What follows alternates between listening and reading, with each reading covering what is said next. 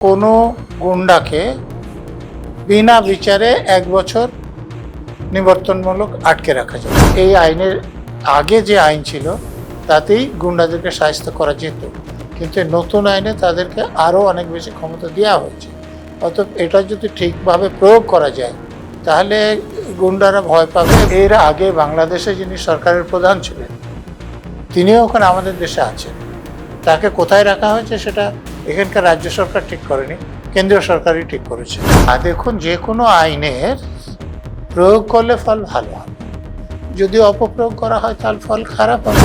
কী অপরাধ করলে তাকে গুন্ডা বলা যাবে, তো সেই অপরাধগুলো করলে তবে তাকে প্রিভেন্টিভ ডিটেনশন করা যাবে। দেখুন, আমি ব্যক্তিগতভাবে মনে করি যে এই আইনের আগেও যে আইনগুলো আমাদের ছিল তাতে গুন্ডাদের শায়েস্তা করা সম্ভব ছিল, তবে এই আইনে প্রশাসনকে অনেক বেশি ক্ষমতা দেওয়া হয়েছে, যেমন প্রিভেন্টিভ ডিটেনশন, ব্যানিশমেন্ট এবং ফরফিচার অফ প্রপার্টি। মানে কোনো গুন্ডাকে বিনা বিচারে 1 বছর নিবর্তনমূলক আটকে রাখা যাবে। কোনো গুন্ডাকে প্রশাসন মনে করলে কোনো একটা নির্দিষ্ট এলাকা প্রবেশ করা নিষেধ করতে পারবে, এবং কোনো গুন্ডামি করলে তার যে সম্পত্তি সে ধ্বংস করবে তার মূল্য সে যদি না মেটাতে পারে তাহলে সেটা বকেয়া ভূমি রাজস্ব হিসেবে সরকার তার কাছ থেকে আদায় করে নিতে পারবে। তো এগুলো প্রশাসনের হাতে বাড়তি ক্ষমতা। না, এটা ঠিক নয়। কোনো কিছু হওয়ার আগে যেটা আপনি বলছেন সেটা প্রিভেন্টিভ ডিটেনশন, তো যে কাউকে ধরে প্রিভেন্টিভ ডিটেনশন করা যাবে না। গুন্ডার ওখানে সংজ্ঞা দেয়া আছে কি অপরাধ করলে তাকে গুন্ডা বলা যাবে, তো সেই অপরাধগুলো করলে তবে তাকে প্রিভেন্টিভ ডিটেনশন করা যাবে, বা কোনো এলাকা থেকে ব্যানিশ করা যাবে, বা তাদের বিরুদ্ধে সম্পত্তি বাজেয়াপ্ত করার মতো ঘটনাগুলো করা যাবে। দেখুন, যদি পুলিশকে ঠিকমতো নিরপেক্ষভাবে কাজ করতে না দেওয়া হয়, এখানে শুধু পুলিশ নয়, কারণ এই যে প্রিভেন্টিভ ডিটেনশনের অর্ডার ডিস্ট্রিক্ট ম্যাজিস্ট্রেটও দিতে পারবেন, কমিশনার অফ পুলিশও দিতে পারবেন, তেমনি স্টেট গভর্নমেন্ট যদি মনে করেন অন্য কাউকে, যে ডিআইজি অ্যাবাভ কাউকে এই ক্ষমতা দিতে পারেন, এবং দিতে পারলে তিনি প্রিভেন্টিভ ডিটেনশনে দিতে পারবেন। শুধুমাত্র তাদেরকে যে অ্যাডভাইসরি বোর্ড গঠিত হবে, 15 দিনের মধ্যে তাদের সুপারিশ যদি থাকে তবে আটকাতে পারবেন, নাহলে তাকে ছেড়ে দিতে হবে। তো আপনাকে প্রথমেই বললাম যে এই আইনের আগে যে আইন ছিল তাতেই গুন্ডাদেরকে শায়েস্ত করা যেত, কিন্তু নতুন আইনে তাদেরকে আরও অনেক বেশি ক্ষমতা দেওয়া হয়েছে।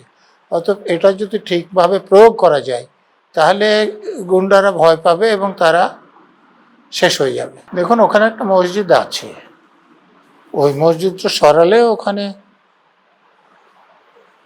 এয়ারপোর্টের কাজের সুবিধা হয়, আর যারা ওখানে নামাজ পড়েন তাদেরও এরকম আমি কোনো বাধ্যবাধকতার কথা শুনিনি যে ওখানেই তাদের নামাজ পড়তে হবে। তো বিমানবন্দর কর্তৃপক্ষ যদি কাছাকাছি একটা জায়গা তাদের পেতে সাহায্য করে, তারা একটা জায়গা নিয়ে নিতে পারে, এবং মসজিদটা যদি ওখানে স্থানান্তরিত করে নেয়, উভয় পক্ষে, আমি তো শুনলাম অন্য একজন সাংবাদিক বলছিলেন যে তারা আলোচনার মাধ্যমে এটা করতে রাজি হয়েছে। যদি হয় তাহলে খুবই ভালো। গত সরকার যখন ছিল, দেখুন, আমি একসময় কলকাতা এয়ারপোর্টে অ্যাডিশনাল এসপি ছিলাম, তার মানে ওখানে যে পুলিশের প্রধান ছিলাম, আমার সময়ই ওখানে এসপি এবং আরও অনেকগুলো পদের সৃষ্টি হয়। তখন রাজ্য পুলিশের কাজটা দেখত, কিন্তু এখন ওখানে শুধুমাত্র মামলা মোকদ্দমা কেস হলে এয়ারপোর্ট থানা আছে, অন্য যে সিকিউরিটির দায়িত্বগুলো যেমন চেকিং প্যাসেঞ্জারদের, এগুলো সিআইএসএফ করে, কিন্তু একসময় এগুলো ওয়েস্ট বেঙ্গল পুলিশ করতো। আমি যখন ছিলাম পুরোটাই ওয়েস্ট বেঙ্গল পুলিশ করতো। তো সেটা এখন তো কেন্দ্রীয় সরকারের এজেন্সিই ওটা দেখে। অতএব বর্তমান রাজ্য সরকারকে আছে বা আগে রাজ্য সরকারকে ছিল, তাদের উপর ওই যে থানার কাজটা ছাড়া অন্য কাজ তো এয়ারপোর্টে নির্ভর করে না। কেন্দ্রীয় সরকারের প্রশাসনের উপর নির্ভর করে। দেখুন, উনি আমাদের দেশের নাগরিক নন, বাংলাদেশের নাগরিক। উনি এখানে এসে কিছুদিন ছিলেন, তারপরে এখন দিল্লিতে থাকেন। দেখুন, বিদেশি নাগরিকদের কোথায় রাখা হবে না হবে সেটা কেন্দ্রীয় সরকার ঠিক করেন। যে আপনাদের নিশ্চয় মনে আছে যে এর আগে বাংলাদেশে যিনি সরকারের প্রধান ছিলেন, তিনিও ওখানে আমাদের দেশে আছেন। তাকে কোথায় রাখা হয়েছে সেটা এখানকার রাজ্য সরকার ঠিক করেনি, কেন্দ্রীয় সরকারই ঠিক করেছে। আমি একটা কোনো বইয়ে কিছু লিখলাম, সেটা কারো অপছন্দ হতে পারে, তো তিনি লিখুক যে আমি কি ভুল লিখেছি বা কি আপত্তিজনক লিখেছি। কিন্তু আমার অন্য কারো পছন্দ হলো না বলে আমাকে তাড়িয়ে দিতে হবে, আমাকে মারধর করতে হবে, এটা আমি সমর্থন করি না। অত তার লেখার কারো পছন্দ হতে পারে, কারো নাই হতে পারে। যার পছন্দ হবে না তিনি তার বিরুদ্ধে লিখুন, কিন্তু তাই বলে তাকে এখানে থাকতে দেবো না বা তারপর আক্রমণ করব, এটার আমি সমর্থন করি না। আর দেখুন, যে কোনো আইনের প্রয়োগ করলে ফল ভালো হবে, যদি অপপ্রয়োগ করা হয় তাহলে ফল খারাপ হবে।